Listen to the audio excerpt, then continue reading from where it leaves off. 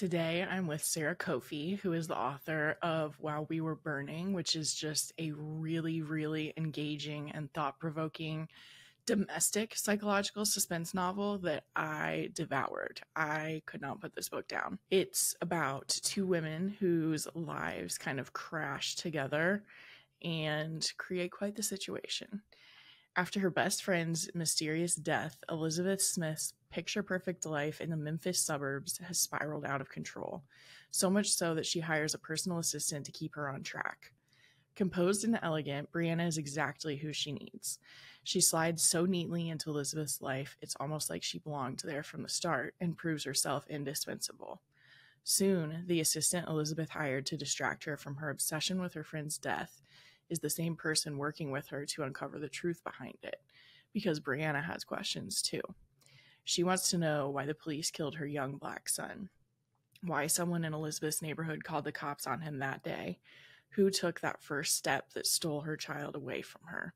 And the only way she's ever going to be able to find out is to entwine herself deep into Elizabeth's life, where the answers to her questions lie. As the two women hurtle towards an electrifying final showdown and the lines between employer and friend blur, it becomes clear that neither of them is what they first appear. This book was so suspenseful from the get-go. I was immediately hooked and could not put it down and just had to know where the ending was headed. And I loved it. I loved how everything came together, and I really loved the tone of both of the characters, even though I didn't necessarily love both of them. But enough about that. Let's get into it with Sara.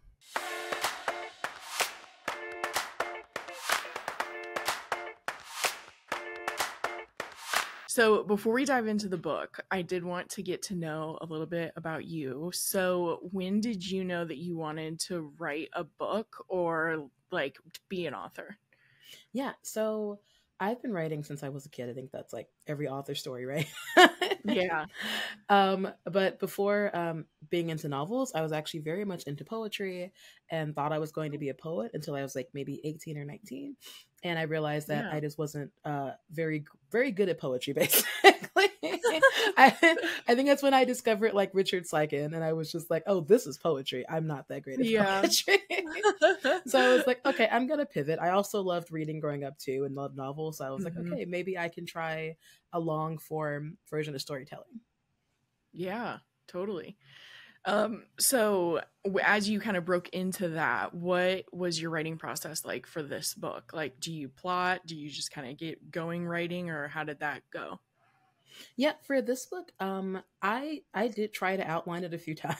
I have like I think up to 3 discarded outlines that just weren't working for Yeah. me for this book. So I Yeah. decided to I think it's called being like a plantser, right? Like half plotter, half pantser.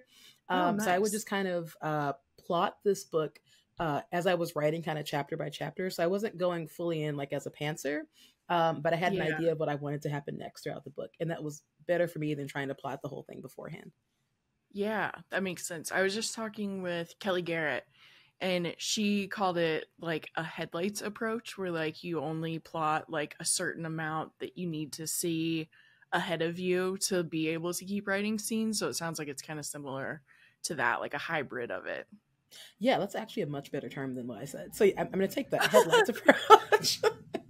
No, I like yours too. I was just like, that does sound familiar, so it was reminding me of that. This book is really character driven for both of the main characters. So how did you get to know your characters for it? Yeah, so for this book, I will say not really based on anybody, but kind of based on people. That's how I went. At least for the character of Elizabeth. Like I tell this story basically, during the summer of 2020 with the George Floyd protest and the Breonna Taylor protest and all that happening. I was very like anxious about, what was going to happen if they were ever going to receive any justice. But around the same time, a video came out, I believe it happened in New York City, of a white woman approaching her neighbor. He was writing Black Lives Matter on his sidewalk, like in chalk or something. And she approached him and she was just like, oh, I don't think the owner of this house is going to like that very much. And he was like, oh, the owner. And she was like, yes, I don't think he'd appreciate, your graffiti. And he was like, well, I'm the owner, right? So you're approaching me to do this very like, racist thing on behalf of someone like, it's me, I'm the owner. And then of course, the internet, went wild for it, and started like trying to figure out who she was and what's going on with her background. And it was fascinating because what they found out was that, on paper, this was not a racist woman, right? She was a Mm. liberal. She voted correctly, often stood up for causes online. And it was just kind of like fascinating because they're like, you have this woman who has this background, but she's doing a very like, just obviously racist thing right now. And there's that Mm-hmm. like, kind of lack of self awareness. And that's kind of where Yeah. Elizabeth came from. That's very much Yeah. her character. Someone who's just lacking self awareness, but on paper is doing all the right things. And I was just kind of fascinated by that, I guess, dichotomy of that kind of person. Yes. Yeah, I definitely felt that because there are parts of Elizabeth that you kind of like as a reader, especially at the beginning when you don't know too much about her. And not to spoil too much, but you do, like, the longer you get into it, you're like, okay, you kind of for show it sounds like you know how to say the right things or like appear the right way, but then her actions definitely don't always line up with like the way she says she is sometimes. So I definitely hold on. You definitely do feel that with Elizabeth's character where you're like, okay, you like try to be one way, but I don't think you're completely that way. So you may have kind of answered it, but what was your inspiration for this book? Like, what was the kind of the first idea that got you started with it? Yeah, so I go back to the summer of 2020 with the George Floyd protests, Breonna Taylor protests, and it was really just me, just watching all that coverage, right, and just the anxiety building about I don't think there's going to be any justice served like in these two like cases, and that Yeah. kind of like getting to me and also making me very like ragey and upset as well, Yeah. and that just kind of translated into a book that's also I'd say ragey and upset in a lot of Yes. ways. So Yeah, it really is. It's like, I mean, it's covering like very deep, important issues, but it also has like a really snarky tone to it too. So you feel that as well within the book. Um, I read in your sorry, I read in your bio that you really enjoy writing unlikable female characters. So, what draws you to writing those kind of characters in women in thrillers? yeah, so there's like a bit of a backstory with that. I will get into it. Mhm. Basically, when I Do first yeah. started, yeah, when I first started like writing, like long form novels, I was actually interested Mhm. in the romance genre initially. Oh yeah. But a lot of feedback I got on my first few books was basically your main character is a bit too snarky and she's a bit too much. Oh And my gosh, that snarky's my favorite thing in a book. that happened. That was such like a common feedback for me. I was just like, oh Oh my my gosh, every gosh. time. Yeah, they're like, oh, she talks back too much. She always, because you have that volleying in romance where they go back and forth, and they're like, oh, but she's kind of mean Yeah, about it. But I'm like, well, he's being a little mean too, so it's right. fine. Um, Oh my but gosh. basically, getting that feedback, I was like, okay, maybe I need like to pivot to a genre where like it's okay if she's like, I'll say unlikable in quotes, right? A little snarky, a little more Yes. personality. That's basically how I got Yeah. to thriller, because I was like, reading thrillers too at the time, and I was like, oh, these women just kind of get to be however they want to be. So it's kind of freeing, Mhm. right, for me too as a writer. Yeah. So I was like, I can just kind of go into this and not have to worry about are people going to like her, because it feels like thriller. That's not as much of a consideration. I don't think the readers are there to be sort of like relate to the main characters as much, right? I They're don't more know. interested. I might. I feel like they're more interested in like seeing the mess of their lives and like how Yes. things fall apart. So you have Yeah. more freedom to have just more personality for female characters in the thriller genre.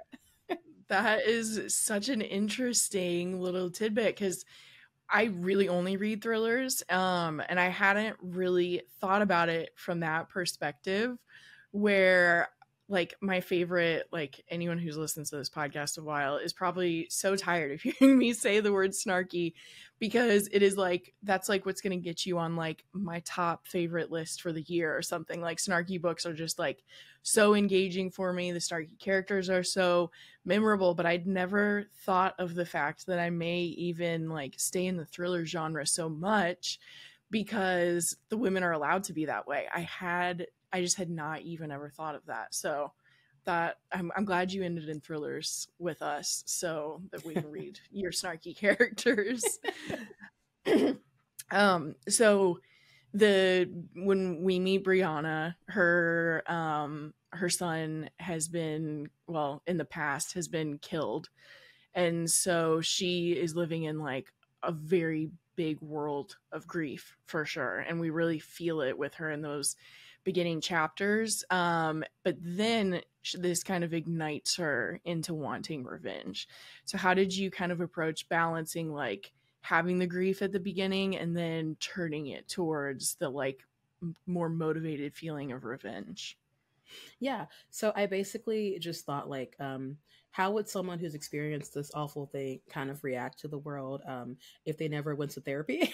That was a question I asked Yes, myself actually, because I I was love like, that. yeah, she's not processing anything, she's not handling anything. So I'm like, so you're just sitting there, very rightfully so, very depressed, like feeling all this grief of losing your child. I'm like, I can just imagine that easily turning into anger or like wanting revenge, right? Because it's like, how are you going to get that feeling out of you? Like your options are, again, without therapy, it's kind of grieving forever or kind of wanting to move past it and like probably you're gonna move past it in a toxic way, like without the Mhm. tools to process how you're feeling.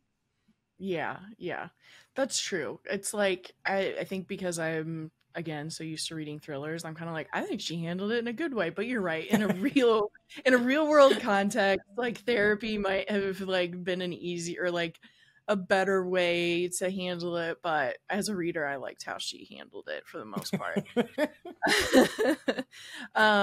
So the other thing that the book kind of like explores too is like victim mentalities and who really gets to call themselves a victim. And so how did you kind of approach the complexities of that subject while like still keeping it a little bit nuanced with the characters?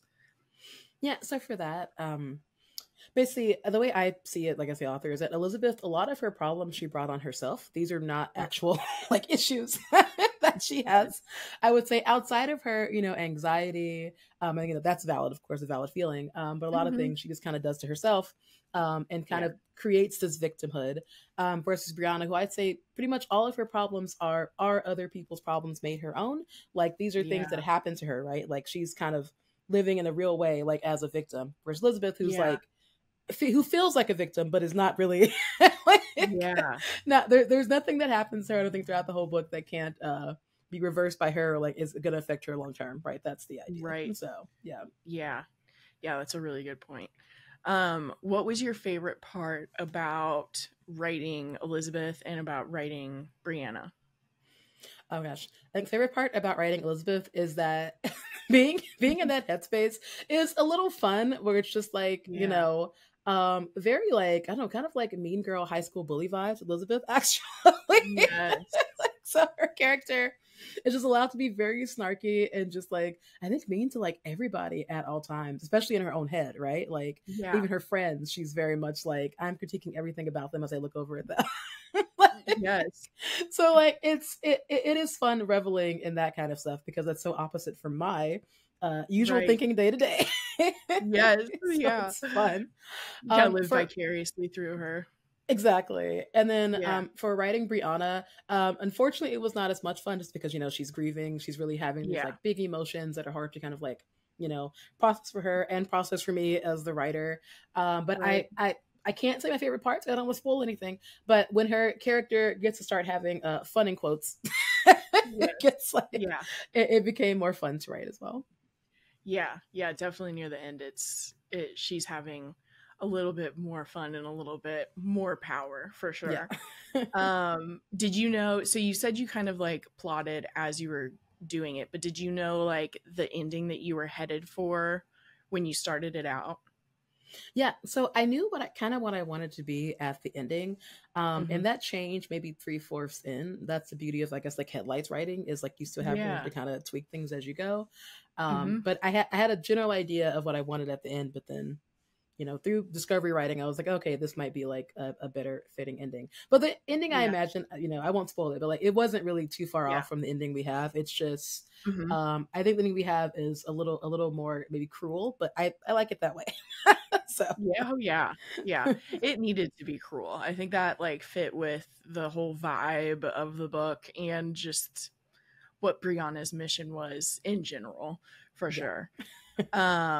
Yeah. So I've been asking people at the end if they have read anything recently that they love as well. I saw that you read a lot. So have you read anything recently that you've loved? Yeah, so I've been like, drafting a book for these past like months. Oh my gosh. But Oh yeah. like I just finished drafting a book. I will say the book I plan on reading next is You Know What You Yeah. Did, by Katie Newen. Yeah. I'm pretty excited about it. Yeah. But the last other book I read was actually Night Watching by Tracy Sierra, Ooh, which yeah. recently was on Fallon's Book Club. It's actually really funny because I was like going around saying like, like I love this book and like, oh, it's not having this big blow up, and now everyone's read the book, so that's great. Yes. Yeah. It I am really so was. It excited. was like all over.